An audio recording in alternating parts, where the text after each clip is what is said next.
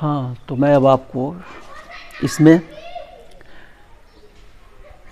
Simple sentence को complex sentence में बदलने में एडवर्ब क्लॉज के प्रयोग को बता रहा हूँ। यानी सिंपल सेंटेंस को बदल करके एडवर्ब क्लॉज बनाएंगे तो कॉम्प्लेक्स बनेगा। पीछे वाले वीडियो में आपको नाउन क्लॉज और एडजेक्टिव क्लॉज बनाना बदल के बताया गया है, और ये है एडवर्ब क्लॉज। एडवर्ब क्लॉज आप सिंथेसिस में पढ़े हुए हैं, उसमें टाइम की ओर संकेत होता है तो टाइम वाला कंजंक्शन लगाएंगे। स्थान के लिए आता है तो वेयर, टाइम के लिए व्हेन, कारण के लिए व्हाई, ये कारण के लिए बिकॉज, सिंस, एज, और विरोध के लिए दो, ऑल्दो, इवन इफ। यानी वो सब कंजंक्शन आप सिंथेसिस में पढ़े हुए हैं, वही लगाए जाते हैं और उसी के अनुसार शर्तें मिलती हैं। तो सिंपल सेंटेंस में जो जैसी शर्त मिलेगी उसी के अनुसार हम कंजंक्शन लगाते हैं। जैसे उदाहरण देखिए तो स्पष्ट होगा। We have our breakfast at sunrise. We have our breakfast at sunrise. हम अपना नाश्ता सूर्योदय के समय लेते हैं। तो किस ओर संकेत कर रहा है? समय की ओर। हम अपना नाश्ता कब लेते हैं? जब सूरज निकलता है। तो हो जाएगा we have our breakfast when the sun rises. We have our breakfast when the sun rises.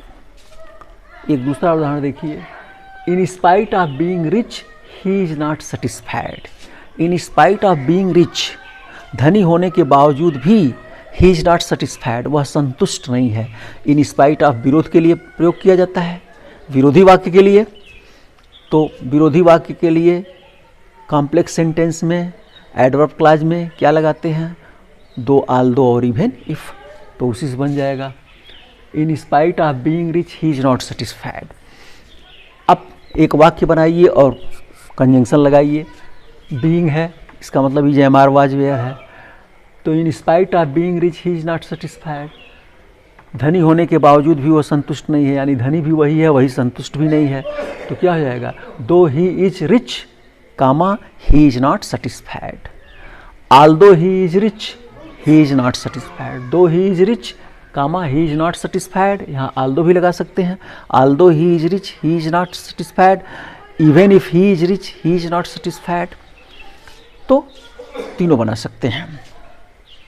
इसके बाद देखिए, owing to illness he could not go to school. Owing to illness, बीमारी के कारण he could not go to school, वह school नहीं जा सका। बीमारी के कारण, तो कारण है owing to, due to, on account of और बिकॉज ऑफ का प्रयोग कारण के लिए ही सिंपल सेंटेंस में करते हैं। तो कॉम्प्लेक्स बनाते समय कारण के लिए क्या लगाया जा सकता है? बिकॉज, सिंस और एज का प्रयोग कर सकते हैं। तो हो जाएगा ओइंग टू इलनेस, बीमारी के कारण he could not go to school, वह स्कूल नहीं जा सका। तो एक वाक्य आपको बनाना पड़ेगा। तो he could not go to school, वह स्कूल नहीं जा सका। क्यों?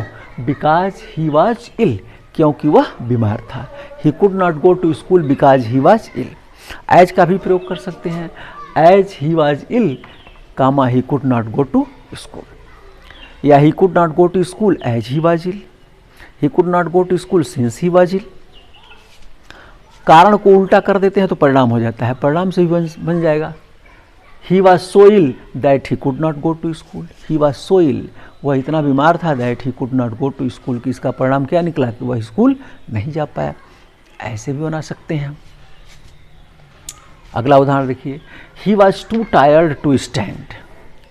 ही was too tired to stand, वह इतना खड़ा होने में वह इतना थका था जितना नहीं थका होना चाहिए। एडवर्ब टू है, हटाएंगे तो ऑटोमेटिक जो है वो बन जाएगा। एडवर्ब टू को हटाएंगे तो ऑटोमेटिक जो है वो कॉम्प्लेक्स सेंटेंस बन जाएगा। एडवर्ब क्लॉज ऑफ रिजल्ट, परिणाम।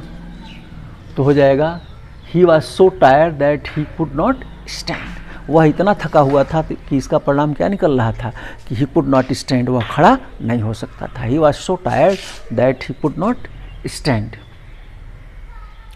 आई was glad to see him, ये उदाहरण है। आई वॉज ग्लैड, मैं बड़ा खुश था, टू सी हिम, उसको देखकर। मैं उसको देखकर बहुत खुश था। तो ये किस ओर संकेत कर रहा है? कब खुश हुआ? जब मैंने उसे देखा। समय की ओर संकेत कर रहा है। तो क्या हो जाएगा? आई वॉज ग्लैड, मैं बहुत खुश था।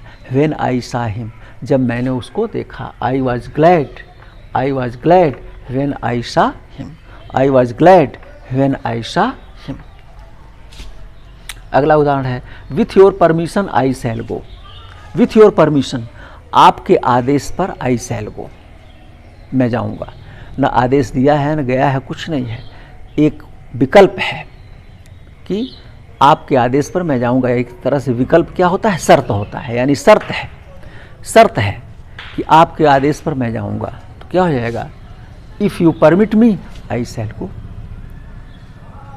If you permit me I shall go, unless you permit me I shall not go. Unless माने यदि नहीं, यदि आप आदेश देंगे तो मैं जाऊंगा, यदि आप आदेश नहीं देंगे तो मैं नहीं जाऊंगा। सम पीपुल लिव टू ईट, एक उदाहरण भी देखिए, सम पीपुल लिव टू ईट। कुछ लोग जो है लिव जीते हैं टू ईट, खाने के लिए। यानी कुछ लोगों के जीने का उद्देश्य क्या है? खाना। तो उद्देश्य के लिए so that, in order that या दैट लगता है, और उसके बाद वाले क्लाज में मे अथवा माइट का प्रयोग होता है। यदि प्रेजेंट टेंस में है तो मे, और पास्ट टेंस में है तो माइट। तो हो जाएगा सम पीपुल लिव, कुछ लोग जीते हैं, सो दैट, ताकि दे मे ईट, वो खा सकें। कुछ लोग जीते हैं ताकि वो खा सकें। तो इस प्रकार आपके उदाहरण दिए हैं, और भी थोड़ा आप देखिए, कुछ और उदाहरण भी देखिए। After the death of his father he left Aligarh. After the death of his father he left Aligarh. अपने पिता की मृत्यु के बाद वो अलीगढ़ छोड़ दिया। कब अलीगढ़ छोड़ दिया? जब उसके पिता मर गए। समय की ओर संकेत कर रहा है। तो क्या हो जाएगा कि he left Aligarh when his father died, he left Aligarh when his father died. इस प्रकार ये बन गया। ऐसे ही wise people eat to live, बुद्धिमान व्यक्ति खाते हैं टू लिव, जीवित रहने के लिए। यानी बुद्धिमान व्यक्ति के खाने का उद्देश्य क्या होता है?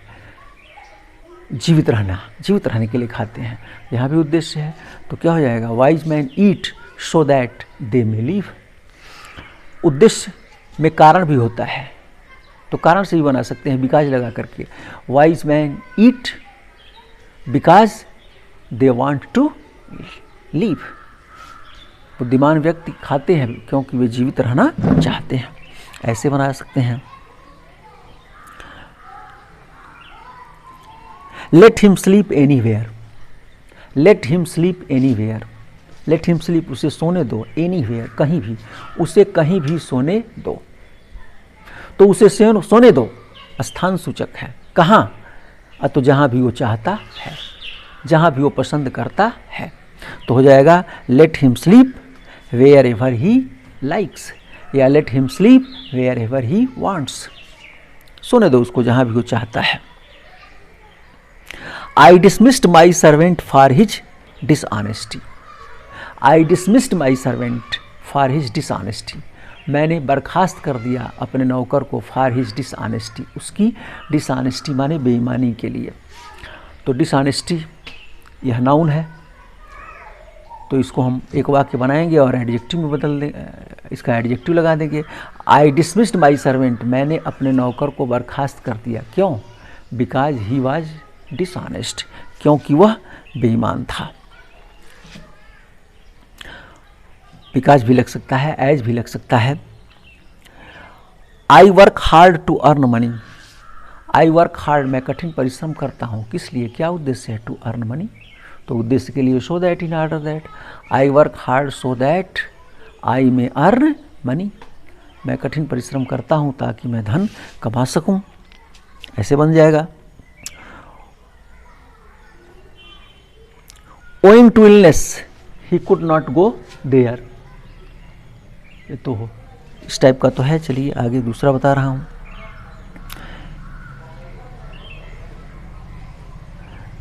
We had finished our work before noon, we had finished our work before noon, हमने अपना काम समाप्त कर लिया था। कब? बिफोर नून, दोपहर से पहले ही, यानी दोपहर से पहले ही हमने अपना काम समाप्त कर लिया था। तो ये समय की ओर संकेत कर रहा है। तो क्या हो जाएगा? We had finished our work when it was noon. He cannot succeed without hard work. वह बिना कठिन परिश्रम के सफल नहीं हो सकता है. He cannot succeed without hard work. क्या हो जाएगा? He cannot succeed unless he works hard. वह सफल नहीं हो सकता है unless he works hard. Unless माने जब तक, यदि नहीं, यदि वह कठिन परिश्रम नहीं करता है. या if भी लगा सकते हैं. He cannot succeed if he does not work hard. ये भी हो सकता है. The work was done in my presence. This work was done in my presence. यह काम मेरी उपस्थिति में किया गया. यह काम कब किया गया? जब मैं उपस्थित था. समय की ओर संकेत कर रहा है, तो हो जाएगा This work was done when I was present. तो इस प्रकार हमने आपको बहुत सारे उदाहरण दिए हैं. एक आध और भी सुन लीजिए, देख लीजिए.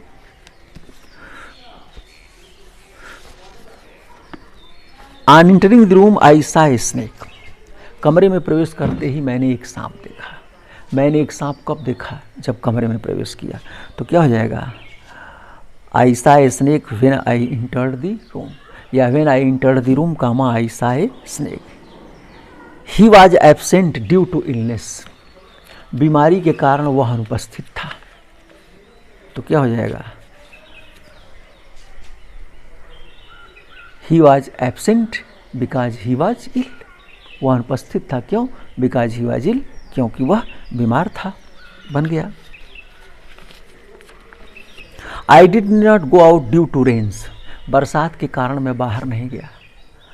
I did not go out, मैं नहीं गया, बाहर नहीं गया. क्यों? Because it was raining. क्योंकि बरसात हो रही थी. In spite of poverty he is honest. गरीबी के बावजूद भी वह ईमानदार है. तो क्या हो जाएगा? Though he is poor, he is honest.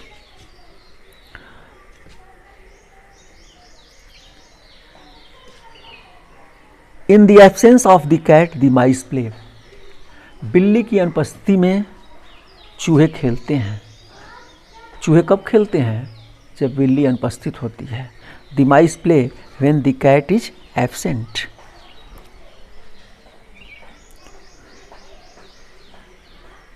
Speak the truth to escape the punishment. Speak the truth, सत्य बोलो. To escape the punishment, दंड से बचने के लिए सत्य बोलो. तो क्या हो जाएगा? Speak the truth, सत्य बोलो. Speak the truth to escape the punishment.